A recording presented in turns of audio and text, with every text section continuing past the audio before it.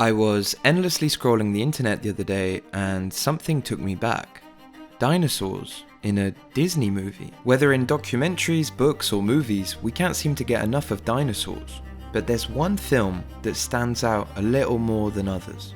Diving back into this movie, I realised how dark, scary and even terrifying it is for a children's movie. So come with me on this journey into Disney's Dinosaur.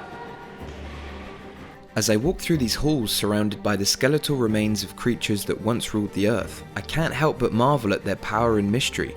Dinosaurs lived for over 160 million years, adapting to an ever-changing world before their sudden extinction 66 million years ago. From the towering Brachiosaurus to the fearsome T-Rex, their stories are etched in the bones we see today. These creatures were survivors, shaping the planet in ways we can't fully understand. Dinosaurs have captivated us in films like Jurassic Park and Disney's Dinosaur.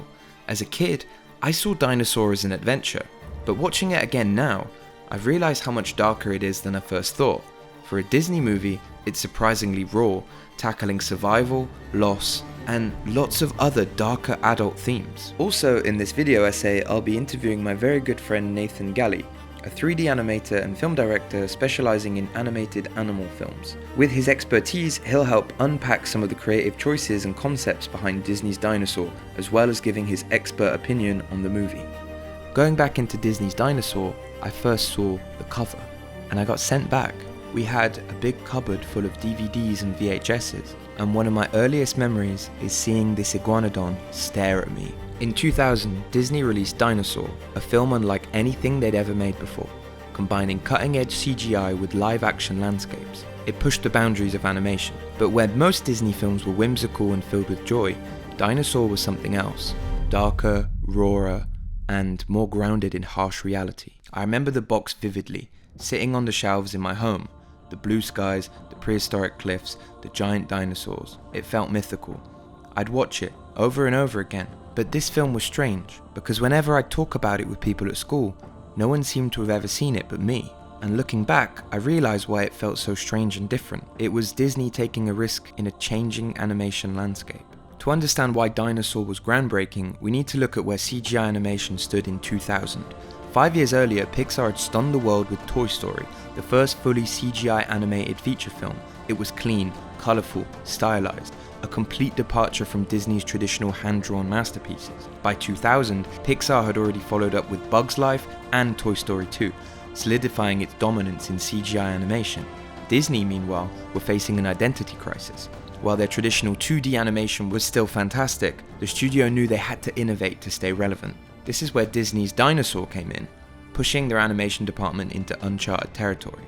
Unlike Pixar's playful, exaggerated style, Dinosaur aimed for photorealism. To achieve this, the filmmakers used live-action backgrounds, which were actually filmed in locations like Venezuela, Samoa, New Zealand, and even in California, right outside the studios. These landscapes were then populated with CGI dinosaurs, rendered using the most advanced technology at the time. They created some groundbreaking software and actually led to the development of Maya, the 3D animation software that people still use today. Ralph Zondag and Eric Layton, the film's directors, had an ambitious vision to tell a story that was both visually stunning and emotionally grounded, with a level of realism that would immerse audiences into the prehistoric world. Despite its groundbreaking visuals and the decision to have the dinosaurs talk, Disney received a mixed reception at the box office. So, was this hyper-realistic approach part of the problem?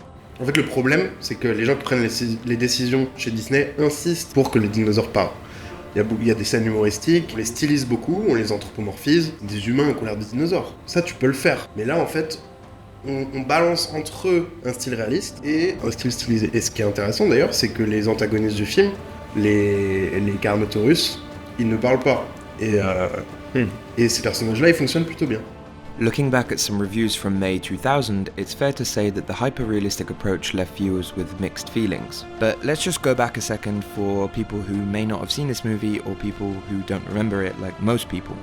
Dinosaur tells the story of Aladar, an iguanodon. He was the only egg remaining after a T-Rex attacked his herd. A raptor ends up stealing the egg, and then about 100 people steal the egg and it floats down the river, reminiscent of Moses floating down the Nile. After traversing rivers and vast prehistoric landscape, the egg lands in the care of a family of lemurs. drawing parallel to Tarzan as Aladar grows up surrounded by the lemurs. Everything is going perfectly well for Aladar, growing up in this paradise island, but then the meteor strikes.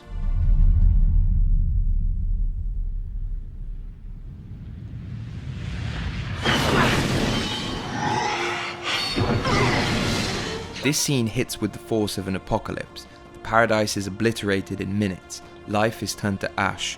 It's a moment of sheer terror that feels nuclear, like Oppenheimer. Suddenly, Aladar is thrown into a desperate struggle for survival. Aladar joins this herd of marching dinosaurs heading to water and safe haven. This is the film's core, the endless walk, a grueling, terrifying and soul-shattering journey to the nesting grounds, followed very closely by raptors ready to eat any of the dinosaurs that maybe slow down or get separated from the pack.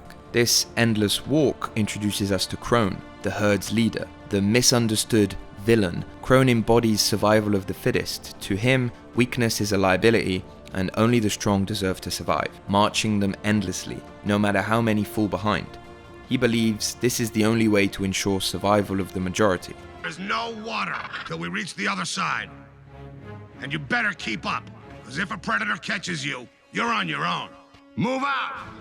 Aladar, on the other hand, befriends the old, slow dinosaurs at the back of the herd, characters like Ema and Baleen, and encourages them to keep going. Hey, they need help back here. Watch yourself, boy. My friend Nathan made an interesting point about the design of the characters. He noted how Disney made deliberate choices to alter the dinosaurs' features, bringing their eyes, for example, closer together to make them feel more relatable to human audiences. Je pense qu'avec Dinosaur, on tombe à peu près complètement dans ce qu'on appelle l'Uncanny Valley. C'est qu'en fait, plus un personnage en 3D tend vers un réalisme, plus on va avoir un sentiment d'étrange. Notre cerveau est tellement entraîné à voir, reconnaître des visages, à les analyser, que dès qu'il y a une micro-différence avec le réel, inconsciemment on la capte. Prenons Aladar, le personnage principal du film, qui est un iguanodon. Chez les animaux, leurs yeux peuvent être soit coplanaires, donc sur les deux yeux sur le même plan, ou en fait toutes les espèces qu'on va avoir tendance à trouver mignonnes et surtout ressentir beaucoup d'empathie ont des yeux coplanaires. Mais typiquement, un iguanodon a vraiment les yeux comme ça. Et du coup, ce que fait Disney, c'est que même si on est dans ce style réaliste de dinosaure, il va quand même un peu déplacer les yeux comme ça, pour que quand on a des plans de face sur Aladar, on voit ses deux yeux. Ils ont des becs, ils ont pas des bouches, et là, Disney, on y a carrément lui mettre une bouche d'humain, quoi. Et en fait, tous les dinosaures se retrouvent avec une bouche d'humain. It's fascinating to see how such an emotional-driven story is a difficult task to pull off with fairly unfamiliar creatures such as dinosaurs. It's understandable that Disney changed their design to make them feel more human. I think this isn't something to overlook, however, given the multiple philosophical themes touched on by this movie. For example, the differences in the ideologies between our main character and the antagonist. The conflict between Crone and Aladar comes to a head when the herd discovers water. This moment is one of the film's darkest and most realistic depictions of survival. After days of exhaustion, the herd finds a small muddy waterhole, but instead of relief, desperation takes over. Dinosaurs shove and fight, trampling over each other to get a sip. It's a haunting scene that reflects something deeply human. When resources are scarce, desperation brings out our most primal instincts. Thomas Hobbes in Leviathan famously described life in times of scarcity as nasty, brutish, and short. He argued that when resources are limited, desperation overrides morality and cooperation. The water scene in Dinosaur perfectly illustrates this concept. The herd, parched and on the brink of collapse, transcend into chaos as they trample and shove one another for access for a sip of water. After the chaos at the waterhole, Bruton is sent ahead to scout for the nesting grounds. Bruton is Crone's right-hand man. But things take a dark turn when Bruton and his fellow scout are ambushed by two Carnotaurs. In the fight, his companion is killed and Bruton barely escapes with his life. When he reports back to Crone, instead of concern, he greets him with anger. To Crone, Bruton's injuries and the death of his companion aren't tragedies, they're liabilities. Crone! Carnotaurs! What? They never come this far north. The fireball must have driven them out. Ugh. You let them right to us. Maybe you can feed them with your hide. This is the survival of the fittest in its cruelest form. where weakness isn't ignored but actually punished. Bruton, already grappling with the guilt of failing his mission, is now faced with the disdain of the very leader he serves. As the herd pushes forward, Aladar lags behind with the slower dinosaurs. Bruton, who's now sidelined and nursing his injuries, finds himself in an unfamiliar position, isolated and vulnerable.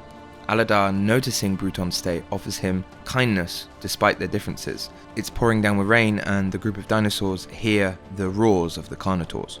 And in a rush, Aladar leads his small group, including Bruton, to a nearby cave for shelter.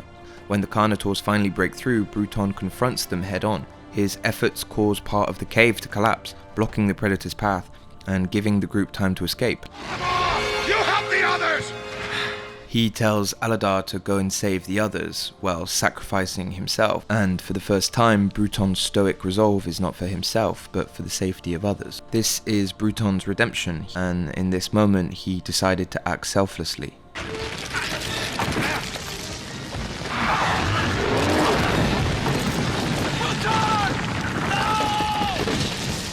Bruton!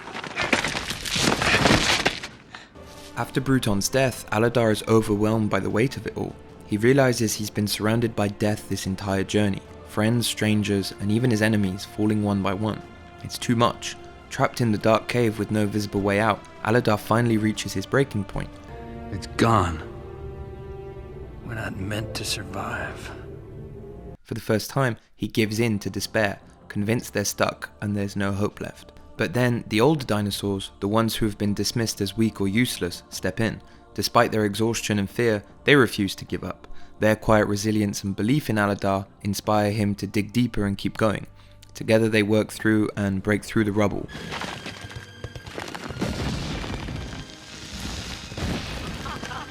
Eventually emerging into the blinding daylight. And there it is, the nesting grounds. They finally made it to the lush, untouched paradise, safe from the dangers they've left behind. Death is everywhere in Dinosaur. It shapes every step of the journey, from the opening moments when Aladar's family is wiped out, to the meteor strike that destroys his home. Every loss, every dinosaur left behind during the march is a reminder of how unforgiving their world is. Crone's harsh belief that only the strong deserve to survive drives this point home. Bruton's sacrifice and Aladar's moment of complete hopelessness in the cave just show how much death weighs on all of them. But then they reach the nesting grounds. It's a moment of relief, of hope, finally becoming something real.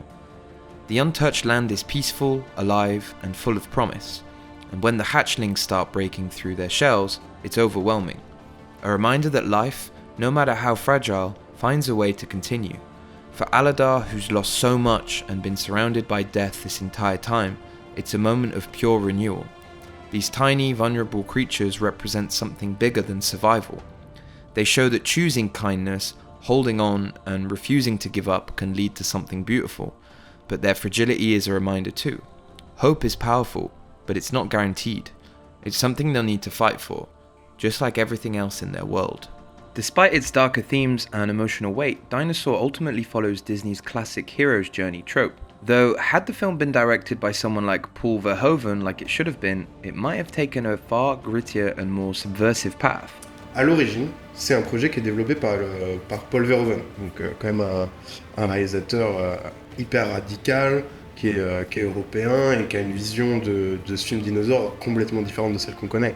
Il veut réaliser un film très très sombre, où les animaux ne parlent pas, et la fin du film, le film se termine où il trouve ce fameux oasis, mais la météorite arrive et éradique tous les dinosaures. Although the movie doesn't end with the end of the world like Paul Verhoeven might have intended, one cannot deny the darker themes of this movie. It's remarkable that Dinosaur, a film made for children, opens itself to such profound philosophical readings. Beneath the thrilling adventure and stunning visuals lies a story grappling with the harshest aspects of existence: mortality, survival, and the nature of community. Aladar's journey isn't just physical, it's deeply existential. He faces despair, the fragility of life, and the moral weight of choosing compassion in a world that often rewards cruelty.